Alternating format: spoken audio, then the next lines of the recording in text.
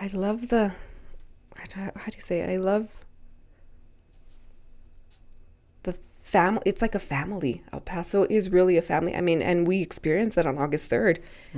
I didn't personally know any of the people that passed away that were victims, but I felt like I did. I woke up that next morning hurt, like a part of me was gone. And I think that's how everyone in El Paso felt. It is a family. But, families fight. So sometimes we don't agree with each other but we're all still one big family. And we love saying, I'm from El Paso. You are too? Oh my God. So I think I love the culture and just the togetherness about El Paso. Yeah, well said. Okay, what is one thing that you maybe want to change or improve about our city?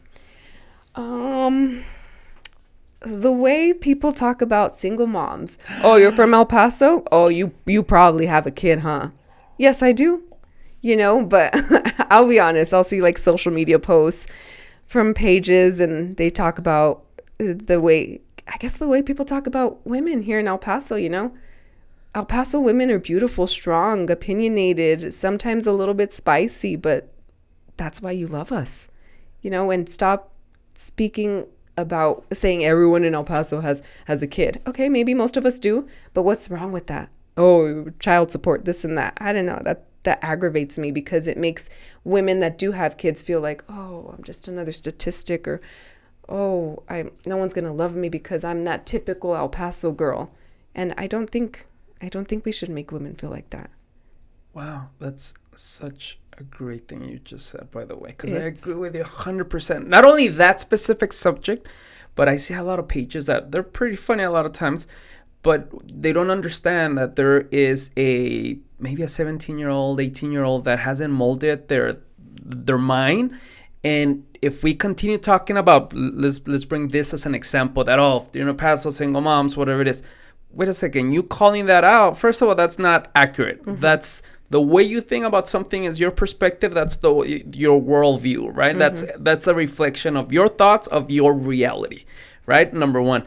And number two, the fact is that, by us, again, showing or talking about that, like then we're just painting one picture for someone that's not able to tell the difference that, wait, what is the problem here? They're creating the stereotype. Like how I said, the stereotype of pitting women, society, that was, I don't know who started that one, so we can't blame anyone. But here in El Paso, we can end that by, sometimes, some of the posts are a little bit funny. We laugh, because I'm able to laugh at myself. But because I know I'm not that, that stereotypical person that they say, but there might be someone else, a young person who does get pregnant, is single, and like gets depressed because they're like, everyone's gonna think I'm that girl.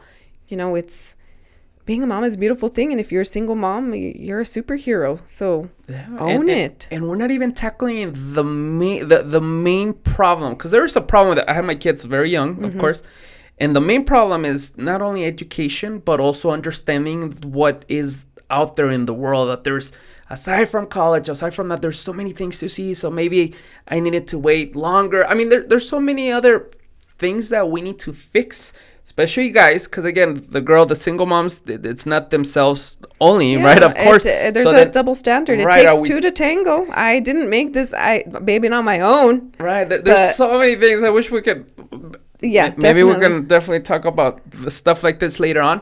But you're absolutely right that the same thing applies, same principle to a lot of things. If we show just one thing of something, for a lot of people that don't have their mind together, they're going to think, oh, okay, then this is El Paso. If we just show a lot of people just drinking and driving, guess what? El Paso, it's all about drinking and driving. Yeah. Wait a second. There's so many things that's you're just, I don't know if the right word's exposing, but that's just your reality right there. Yeah. The people, and this is something that we have said many times, not only myself, but other guests, is that the people that say, there's nothing to do in El Paso, there's nothing. No, wait a second. There's so many things going on. It's just the reflection of you have nothing to do, that your ideas are limited. Your friends, your circle, that's the reflection of you. Of you, definitely. And the same thing, again, with how we talk about certain things. That's you 100%. That's your reflection. And some of those people probably never even had kids or nothing. So it's like your opinion doesn't even matter. And even that, a lot of them did. And they still decide to just continue that conversation. Yeah. Like, oh, interesting. Maybe they're covering up something. They're trying to act tough when deep down inside, they're hurting. So many things. Every time I ask this question, my last question, Like if you were to ask me, agree with the what I love about Paso, the community sense law. What is it that I think it's one of the biggest issues that I would change and improve is the emotional intelligence that we have, right? How many people you see that maybe have doctorate degrees, that they're super smart, this and that, they make the millions, but then they get a divorce and they're gone. Depression, a lot of different factors, or maybe that person that it's always negative on social media, or that person that's always posting about like everything that they do that they need to call out for attention. Wait a second, there's a need for emotional intelligence, but again, it's not their fault. The truth is that they never had that person to help them out through that, like at that age. To be their person to go to. But when I got passionate about that last piece that you said, because it was so good, by the way. Hopefully we get to talk about it later on. Yeah, of course.